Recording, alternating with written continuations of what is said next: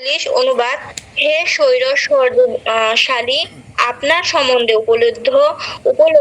উপলব্ধি হলে অতীতের পাপ ও পুণ্যকর্মের ফলে উদ্ভূত সৌভাগ্য ও দুর্ভাগ্য সম্বন্ধে আর কোনো চিন্তা থাকে না, কেননা আপনি তখন এই সৌভাগ্য ও দুর্ভাগ্যের নিয়ন্ত্রণ করে থাকেন। সাধারণ জীব তার নিজের সম্বন্ধে যা বলে থাকে, এইরূপে বোধক ভক্ত তার অবমাননা করেন না। মনুর উত্তরাধিকারগণের দ্বারা যুগে যুগে আপনার গুণকীর্তনকারী ব্যক্তিগণের কাছ থেকে আপনার মহিমা শ্রবণ করার ফলে আপনি তাদের অন্তিম আশ্রয় স্থল ও মুক্তিরূপে পরিগণিত হন। তাৎপর্য: 29 নং শ্লোকে পরিষ্কারভাবে বলা হয়েছে যে নির্বিশেষবাদী আত্মতীগণ বারবার জন্মগ্রহণের দুর্ভোগ ভোগ করে থাকেন। এই দুর্ভোগ যদি যুক্তিযুক্ত হয়, তবে আত্মত্যাগের পদমর্যাদার ফলে তার কষ্টের রেহাই হবে। তাতে তার ভক্তিপূর্ণ মনোভাব আছে কি নেই এই প্রশ্ন হতে পারে। যেহেতু শ্রুতিমন্ত্রে বলা হয়েছে, এষ নিত্য মহিমা ব্রহ্মণস্য ন কর্মণা বর্ধতে নেকো নিয়ান। ব্রাহ্মণের এই নিত্য মহিমা কর্মের দ্বারা বৃদ্ধি ও হ্রাস পায় না।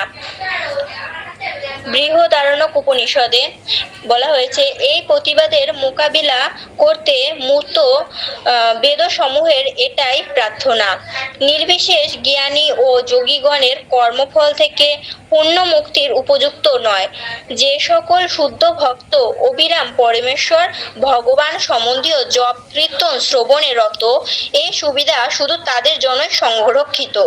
ভক্তগণ তাদের অকরুণ কৃষ্ণ ভাবনামৃতের দ্বারা পরমেশ্বর শ্রীপাদপদ্ম দৃঢ়ভাবে ধারণ করে আছেন এবং তাই তাদের বেদের শাস্ত্রীয় আদেশ ও নিষেধ দৃঢ়ভাবে অনুসরণের প্রয়োজন হয় না।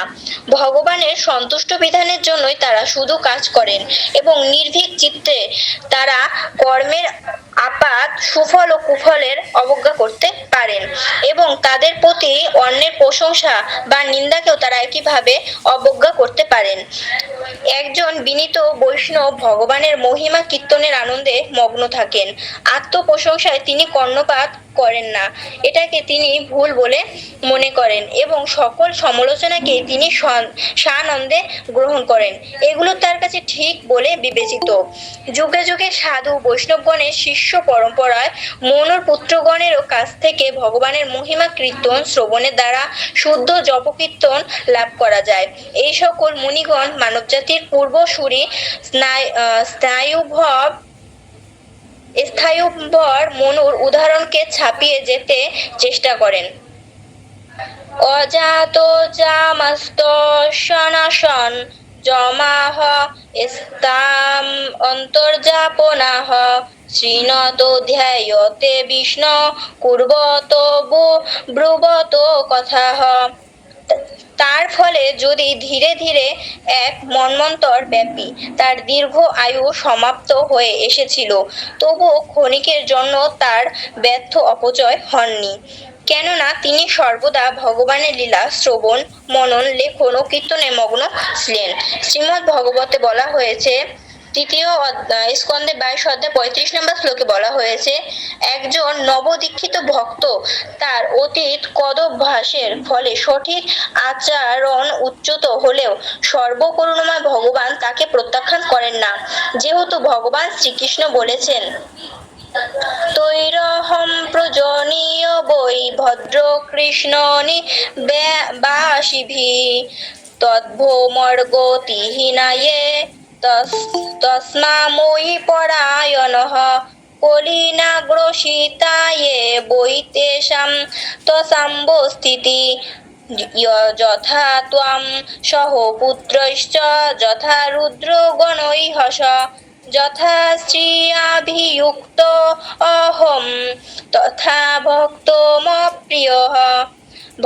ভদ্রকৃষ্ণ মথুরা জেলায় নিবাসীগণ সকলেই আমি উপাস্য। তীর্থক্ষেত্রে বসবাসকারী ব্যক্তির যে রূপে ধর্মচারণ করা উচিত সেই রূপে ধর্মচারণ অসমর্থ হলে সেই স্থানে বসবাসের গুণে সে আমার ভক্ত হবে।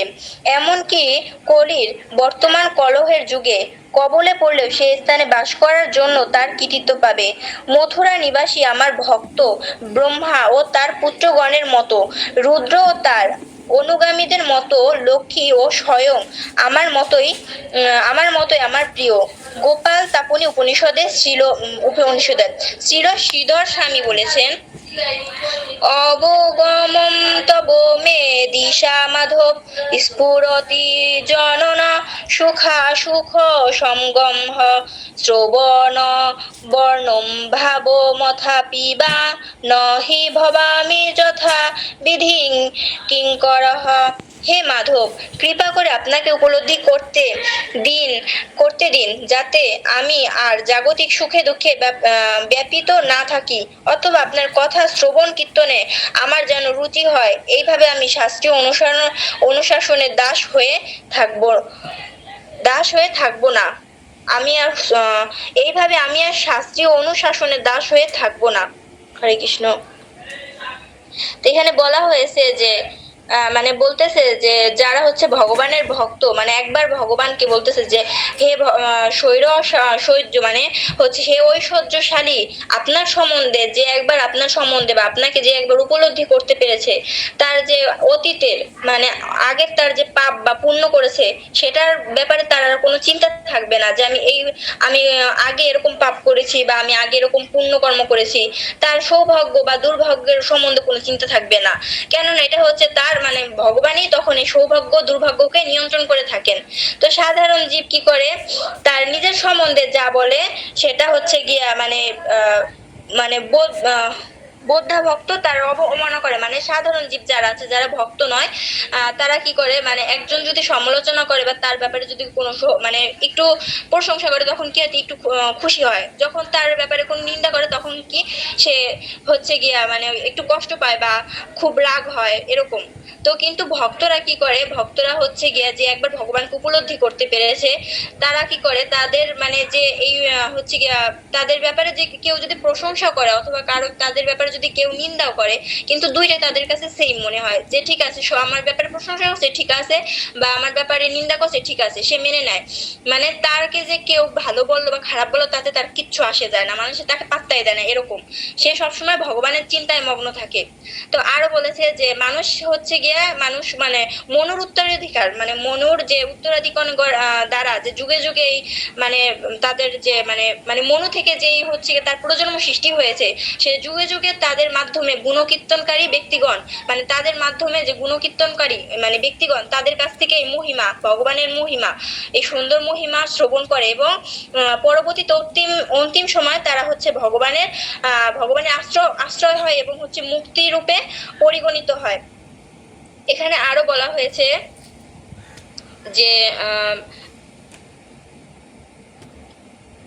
যে একজন বিনীত বৈষ্ণব, মানে একজন বৈষ্ণব যেমন ভগবানের মহিমা কীর্তনে আনন্দে মগ্ন থাকে, তো মানে সবসময় একজন বিনীত বৈষ্ণব কি করে, ভগবানের হচ্ছে গিয়ে মহিমা কীর্তনে মানে হচ্ছে গিয়ে আনন্দে মগ্নে থাকে। আর এর আগে যেটা বললাম যে তারা কখনো সুফল বা কুফলকে মানে তারা করে না, তারা এটাকে অবজ্ঞা করে। মানে তাদের প্রতি যদি কেউ অন্য প্রশংসা করে বা নিন্দা করে, তারা একইভাবে সেটাকে মানে অবজ্ঞা করে। তাদের শুধু একটাই মানে লক্ষ্য যে ভগবানের মহিমা কীর্তন করবে, ভগবানের মহিমা কীর্তনের মাধ্যমে তারা সবসময় আনন্দে মগ্ন থাকবে, ভগবানের কৃষ্ণ প্রেম ও ভক্তি সম্পূর্ণ, মানে তারা সবসময় কৃষ্ণ কৃষ্ণ মানে ভগবানকে নিয়ে মানে চলতে থাকে। তো যুগে যুগে বৈষ্ণবগণ কি করে, মানে শিষ্য পরম্পরার মাধ্যমে এই মনুর যে পুত্রগণ থাকে তাদের কাছ থেকে ভগবানের মহিমা কীর্তন বা শ্রবণের মাধ্যমে শুদ্ধ জপকীর্তন লাভ করে। আর এর ফলে আস্তে আস্তে হচ্ছে গিয়ে মানে মনুর যে উদাহরণটা থাকে, মানে যে মনুর থেকে যে হচ্ছে গিয়ে তার হলো গিয়ে বংশবৃদ্ধি হয়েছে, তার থেকে হচ্ছে গিয়ে আমরা এই যে ভগবানের শুদ্ধ কীর্তন বা শ্রবণ পাচ্ছি, সেটা আস্তে আস্তে কি হয়, বাড়তে থাকে। এখানে আরো একটা বলা হয়েছে হচ্ছে গিয়ে যে ভদ্রকৃষ্ণ মথুরায়। তো এখানে বলা হয়েছে যে মথুরা জেলা, অর্থাৎ মথুরাতে যারা মানে মথুরাতে হচ্ছে গিয়ে ভগবান কৃষ্ণের জন্মস্থান। তো আমরা এর আগেও হচ্ছে গিয়ে পড়ছিলাম যে হলো গিয়া মানে দ্বারকা না হচ্ছে গিয়ে কোন জায়গা থেকে হচ্ছে কোথা থেকে যেন হচ্ছে গিয়ে মথুরা হচ্ছে গিয়া মানে উপরের স্টেজ আছে, কারণ মথুরা হচ্ছে গিয়ে ভগবান শ্রীকৃষ্ণ জন্মগ্রহণ করছে। তো এখানে সেটাই বলছে যে মথুরা জেলায় মানে যার যে নিবাসীগণ হচ্ছে গিয়ে জন্মগ্রহণ করে তারা হচ্ছে গিয়ে মানে ওই তীর্থক্ষেত্রে বসবাস করছে, কিন্তু তাদের যেমন ধর্ম আচরণ মানে ধর্মীয় আচরণ করা উচিত, কিন্তু কেউ যদি এই ধর্ম আচরণ করতে পারছে না বা অসমর্থ, কিন্তু তাতে কি হবে, তাতেও ভগবান বলছে যে কলির প্রভাবে যদি সেই হচ্ছে মথুরা জেলায় যারা আছে তীর্থক্ষেত্রে যারা রয়েছে বসবাস করছে, তারা হয়তো কলির প্রভাবে যে কলির যে শক্তি কলির প্রভাবে যদি তারা ভগবান ওই আচরণ ধর্মীয় আচরণগুলো করতে পারছে না, কিন্তু তাতেও তারা এই স্থানে যে বাস করছে তাতেও তারা এই কৃতিত্ব পাবে যে এখানে ভগবান জন্মগ্রহণ করছে সেই ধামে বসবাস করছে, এর একটা কৃতিত্ব পাবে। তো এখানে এটাই বলা হয়েছে। আরো বলতেছে যে হে মাধব, কৃপা করে আপনি আমাকে আমি যেন আপনাকে উপলব্ধি করতে পারি, আপনি আমাকে কৃপা করুন যেন আপনাকে আমি উপলব্ধি করতে পারি, যাতে এই জগতের যে সুখ দুঃখ এই ব্যাপারটা আছে, এই যে সুখ দুঃখ এই কোনোটার মধ্যে যেন আমি না থাকি, শুধু আপনার কথা শ্রবণ এবং কীর্তনের মাধ্যমে যেন আমার রুচি আসে, এবং এইভাবে জানি আমি শাস্ত্রের মানে দাস হয়ে থাকতে পারি বা আপনার কথা অনুসরণ করে চলতে পারি। হরে কৃষ্ণ প্রভু, ভুল ত্রুটি হলে ক্ষমা করবেন।